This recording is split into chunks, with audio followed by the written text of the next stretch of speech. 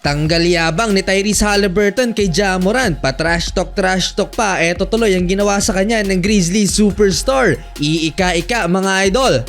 Na-hype ng husto ang mga fans sa first game ni Ja Morant sa home court ng Memphis Grizzlies after 25 game suspension. Welcome ni Derrick Rose si Ja Morant, ibang energy na dala ng superstar ng Memphis Grizzlies. Laban sa Indiana Pacers na itala ni Ja Morant ang first field goal of the ball game, driving finger roll. Bumitaw rin ng napakalayong tres si Morant, 9 points in total ang superstar ng Memphis sa first quarter at lamang ng double figures, 35-22 ang home team, 14 points naman for Jaren Jackson Jr. Second quarter, 19-0 run by the Memphis Grizzlies at lobo na sa 22 points ang lamang ng home team. Late second quarter, 14-0 run naman ang ginawa ng Indiana Pacers at na-choke ang Memphis. Hindi nagtala ng punto sa quarter na to si Ja Morant. Ang 23-point lead ng Memphis biglang naglaho na parang bula at naging dalawa na lang, 58-56 halftime. Nagpapainit pa lang si Tyrese Haliburton at ang kumana para sa Pacers si Buddy Hield at Miles Turner.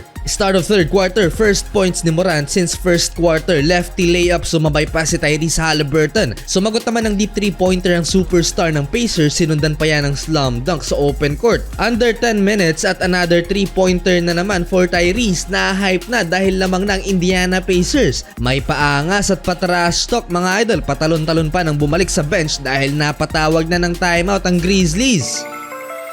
Agad pinatahimik ni Desmond Bane si Tyrese Haliburton, napatake over ang co-star ni Ja Morant at bumalik sa Grizzlies ang momentum. 4 points lang sa quarter na to si Ja. Buhat ni Desmond Bane ng Memphis, tanggal angas ni Tyrese Haliburton, lamang ulit ng 9 points ang home team, 86-77.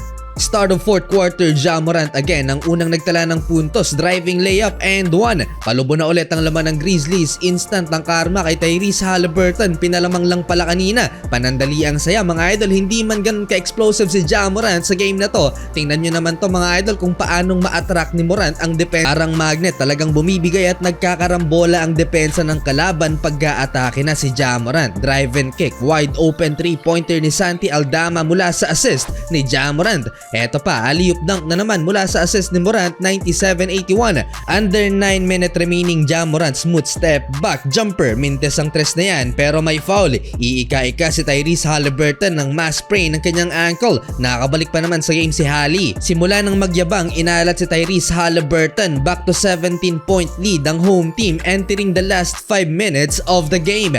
Jaren Jackson and 105-88, malaki ang inahabol ng visiting team.